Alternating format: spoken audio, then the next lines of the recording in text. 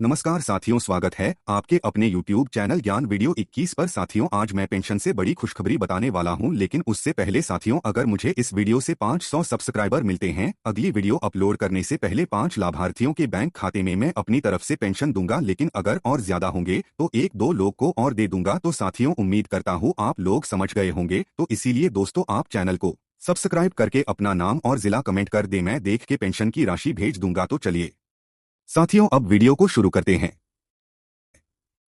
ज्ञान वीडियो 21 आज 15 अगस्त 2026 है और आज के इस वीडियो में हम बात करने वाले हैं उत्तर प्रदेश की वृद्धावस्था पेंशन, विधवा पेंशन और दिव्यांग पेंशन से जुड़ी महत्वपूर्ण जानकारी के बारे में, क्योंकि बहुत से पेंशन लाभार्थी लगातार यह जानना चाहते हैं कि आखिर अगस्त महीने की पेंशन कब आएगी, खाते में पैसा कब तक पहुंचेगा।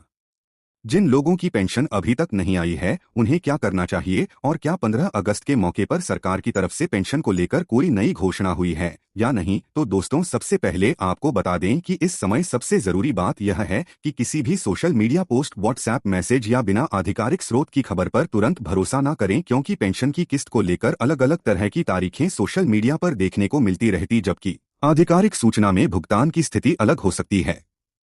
उत्तर प्रदेश सरकार की उपलब्ध सरकारी जानकारी में वृद्धावस्था, निराश्रित महिला और दिव्यांग जन पेंशन योजनाओं के अंतर्गत लाभार्थियों को 1,000 रुपये प्रतिमाह पेंशन दिए जाने की जानकारी दी गई है।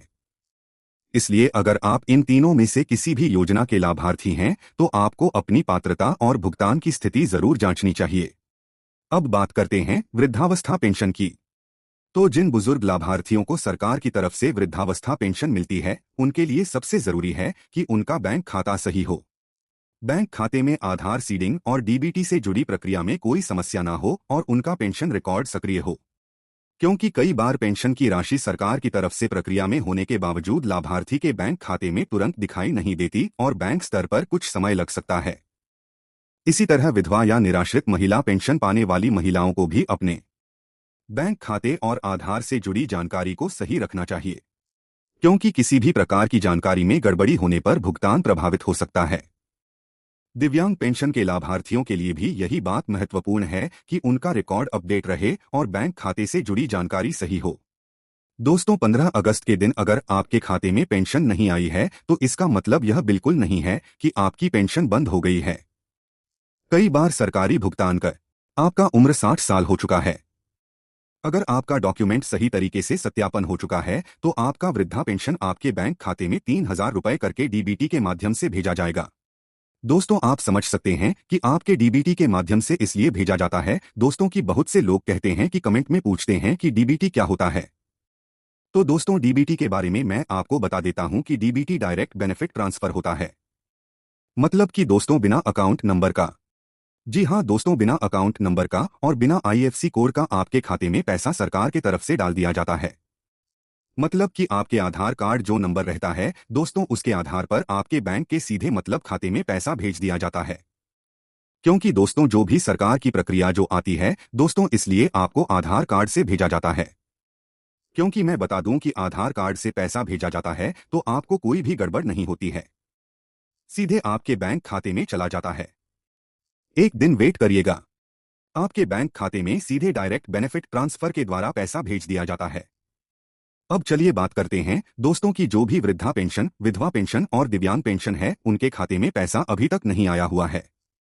तो उनका कारण क्या है वह भी इस वीडियो में जान लीजिए, क्योंकि दोस्तों, बहुत से लोग कमेंट करते हैं कि मैं इस जिला के अंतर्गत आता हूं, मेरा अभी वृद्धा पेंशन नहीं आया हुआ है, दिव्यांग पेंशन नहीं आया हुआ है और जो भी मतलब विधवा पेंशन है वह भी नहीं आया हुआ है। तो मैं दोस्तों उनके लिए कहना चाहता हूं कि अगर आप डॉक्यूमेंट अच्छी तरीके से सत्यापन कर चुके हैं, तो आपके खाते में डीबीटी के माध्यम से अवश्य पैसा भेजा जाएगा सरकार की तरफ से। अगर आपके खाते में मतलब कि डीबीटी माध्यम चालू नहीं होगा, एनपीसीआई मैपिंग चालू नहीं होगा, अगर आपका लाइफ सर्टिफिकेट जमा नहीं होगा, तो आपके खाते में एक भी रुपया सरकार की तरफ से नहीं भेजा जाएगा। क्योंकि दोस्तों, यूपी सरकार ने ही पूरा राज्य में यह नियम लागू हो चुका है कि अगर आप पूरा राज्य से बिलोंग करते हैं, किसी भी राज्य से बिलोंग करते हैं, तो आपके लिए वीडियो नॉलेजफुल होने वाली है, क्योंकि दोस्तों, सभी राज्यों पर यह नियम लागू हो रहा है। काफी लंबे समय से इंतजार किया जा रहा था, अब वह इंतजार समाप्त हो गया है और यह पेंशन जिले वाइज जारी की जाएगी। जी हाँ, आपने बिल्कुल सही सुना है, सरकार की तरफ से यह पेंशन जिले वाइज जारी की जाएगी। ऐसा नहीं होगा कि एक बार में ही सभी जिलों में पेंशन जारी हो गई। ऐसा नहीं होगा। यह जिले वाइज पेंशन जारी होगी। कुछ जिलों में पहले ही पेंशन जारी कर दी जाएगी और कुछ जिलों में थोड़ा टाइम बाद पेंशन जारी होगी। अब ऐसा हम क्यों कह रहे हैं उसके बारे में भी जान लीजिए। देखिए, आपको बता दें कि सरकार की तरफ से 3 प्रकार की पेंशन जारी की जाती है।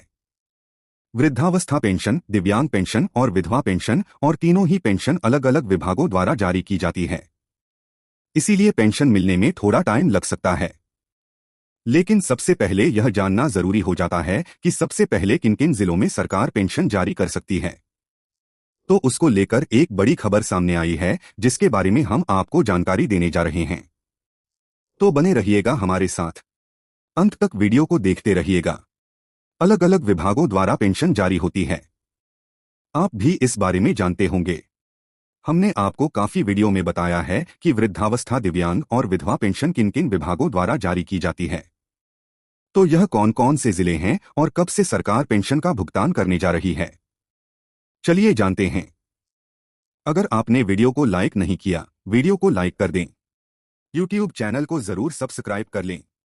चलिए जानते हैं कि सरकार सबसे पहले किन जिलों में भुगतान करने जा रही है पेंशन का। तो सबसे पहला जिला यहां पर आप देख सकते हैं। यहां पर उसके बारे में बात करते हैं। हालांकि जिले बताने से पहले आपको एक जरूरी और आपके लिए बड़ी खुशखबरी हम देना चाहेंगे। देखिए, उत्तर प्रदेश सामाजिक सुरक्षा पेंशन योजना के अंतर्गत इस बार 4,500 रुपए भी सरकार जारी कर सकती है। हालांकि वर्तमान में जो पेंशन दी जा रही है 3,000 रुपए तिमाही पेंशन दी जाती है। लेकिन जो बड़ी खबर सामने आ रही है, इस बार 1,500 रुपए बढ़ाकर पेंशन भोगियों के बैंक अकाउंट में ट्रांसफर किए जा सकते हैं। यानी कि पूरे 4,500 रुपए, और यह पेंशन अप्रैल, मई और जून महीने की ही होगी। अगर सरकार 4,500 रुपए जारी करती है। हम ऐसा क्यों कह रहे हैं? अगर आप भी चैनल पर नए हो तो चैनल को सब्सक्राइब जरूर करें। जय हिंद, जय भारत।